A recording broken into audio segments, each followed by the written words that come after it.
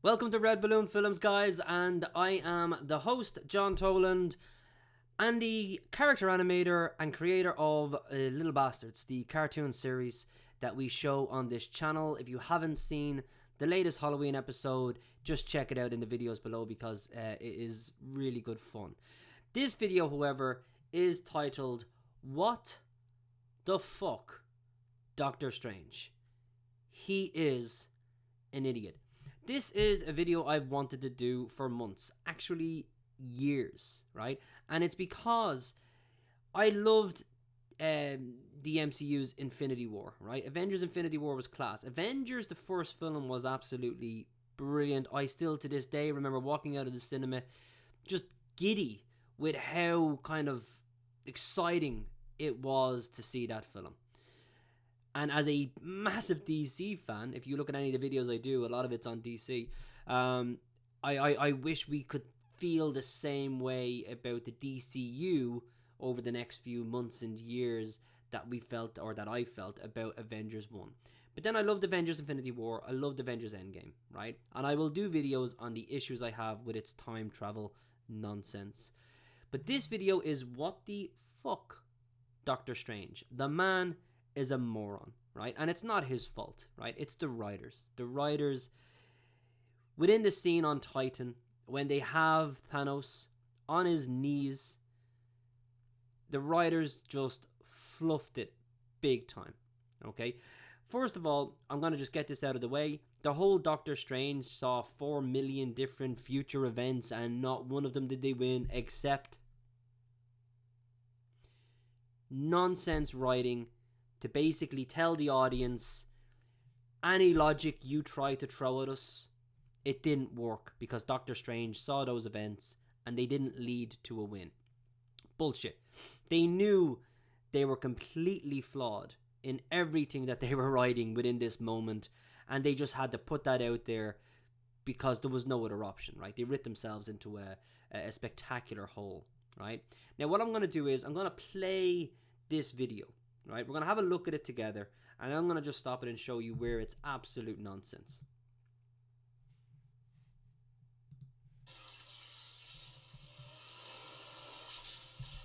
Right, he's got him. Look at him. Oh, Drax coming in. Love it. Drax is in. Oh, well done, Quill. You've got one arm. Brilliant. Spider-Man is in there. Excellent. Right, now we see Spider-Man is there. We see Iron Man has come down. He's holding him. We have Star-Lord's electromagnetic whatever it is pulling his arm down, and then Drax even came in. He's holding another arm. Brilliant, right? Now, what are you gonna do?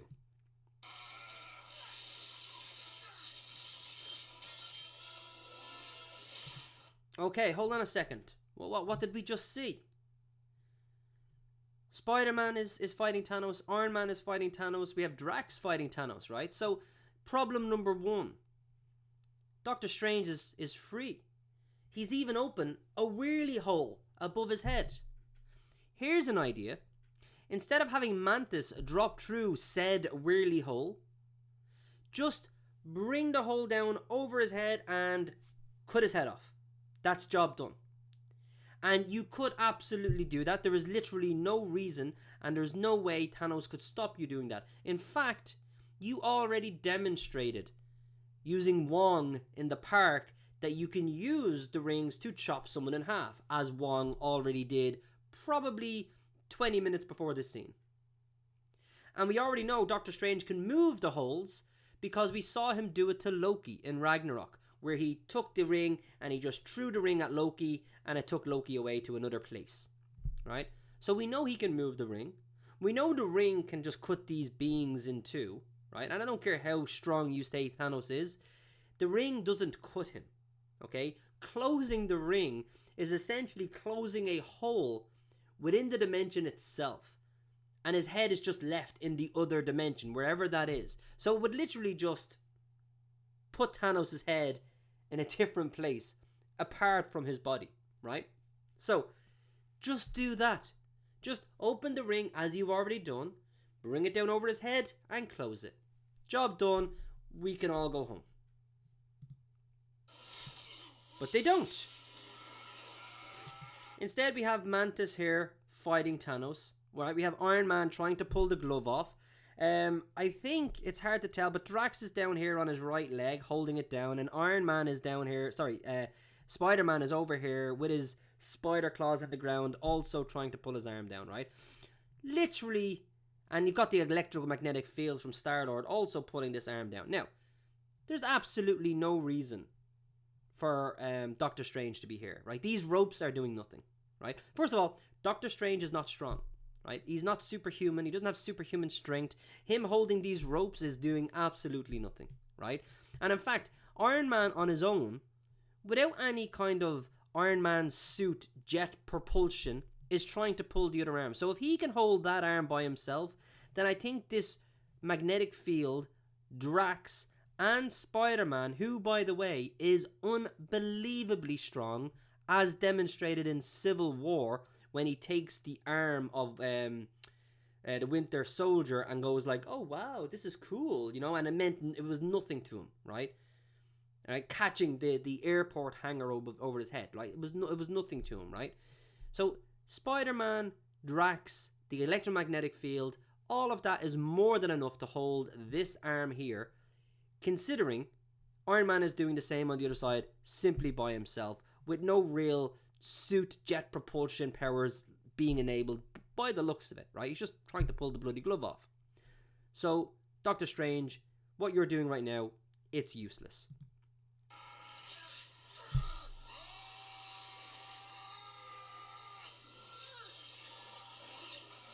Oh, he's going into a deep sleep.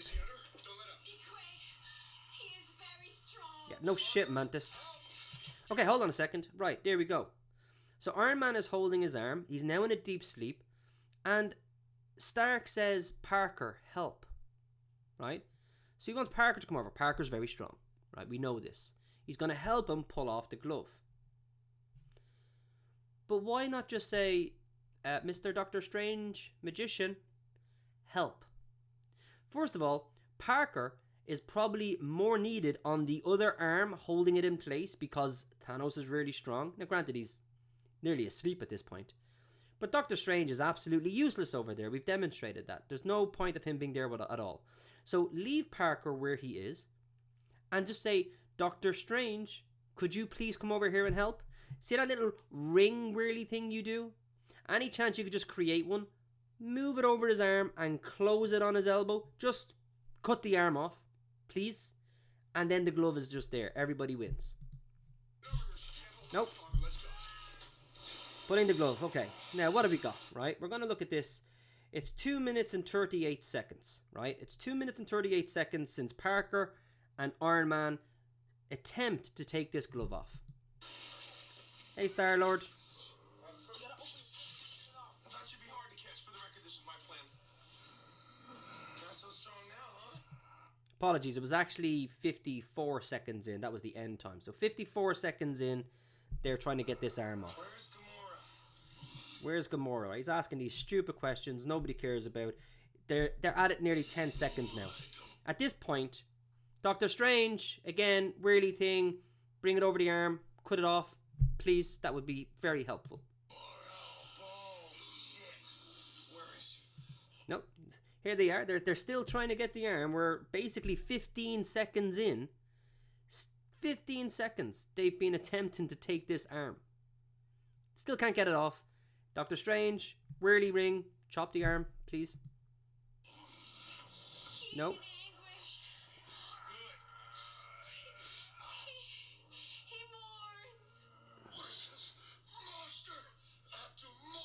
Okay.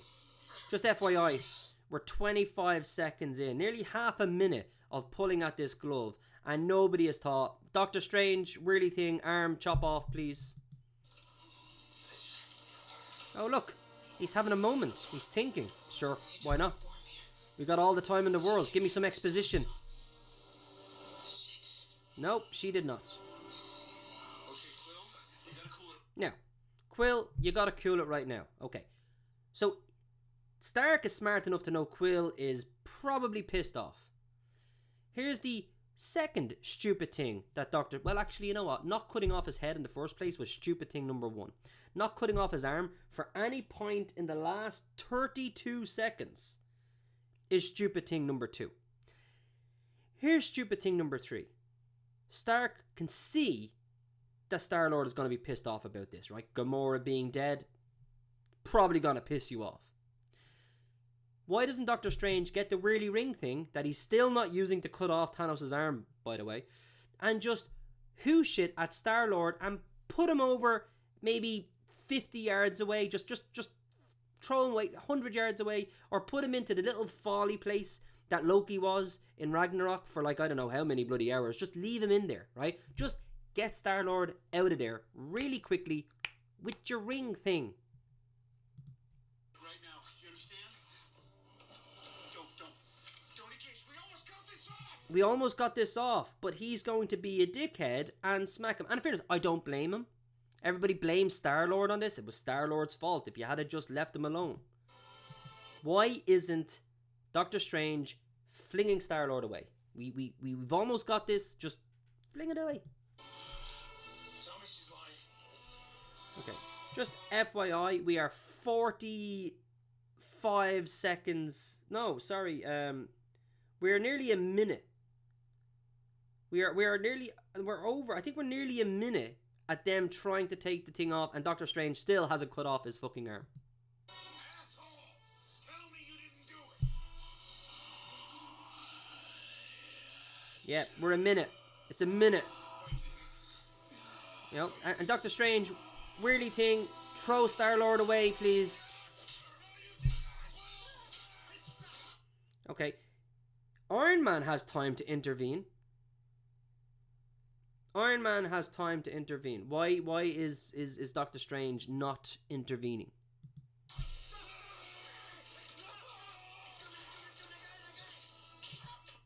Look at this. That's how close the glove was to coming off. Fingertips. But Star-Lord woke him. Not Star-Lord's fault. He's a right to be pissed. But we're roughly about 1.5 minutes into them trying to get the glove off, and this is as far as they got. And at no point has Doctor Strange cut his arm off. Chopped his body in half. Just got that ring, and I know you can't cut his head off anymore because you'll get Mantis's legs. You don't want to be doing that, right? But you could cut his arm off, take the glove, or at the very least just get fucking Star-Lord out of there so he can't batter him in the head. And it all goes to shit. All goes to shit. You know what? This is all Doctor Strange's fault. Oh, now you're getting thrown across the room. Idiot. Now, this is stupid thing number 4 Doctor Strange does.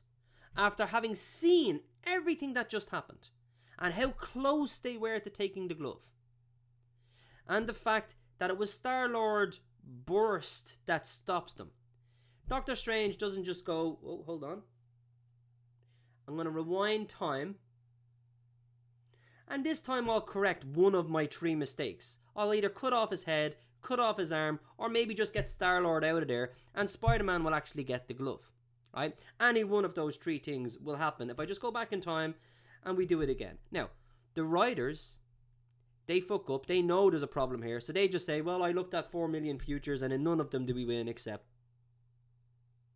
So,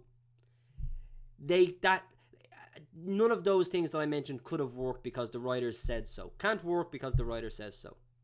Whereas in actual fact, pure logic will dictate cut the bloody man's head off at the beginning. Okay, you didn't do that. Just cut his bloody arm off amongst the 2.5 minutes Spider-Man spends trying to pull it off. Just ring, cut his arm off.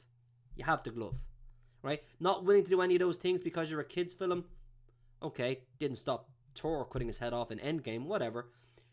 Why not just go back in time, stop Star-Lord battering him in the head, waking him up, and Spider-Man will just take it off. Happy days. Everyone wins, right? Doctor Strange is a fucking moron and it's the writer's fault. DC did the same thing with Batman.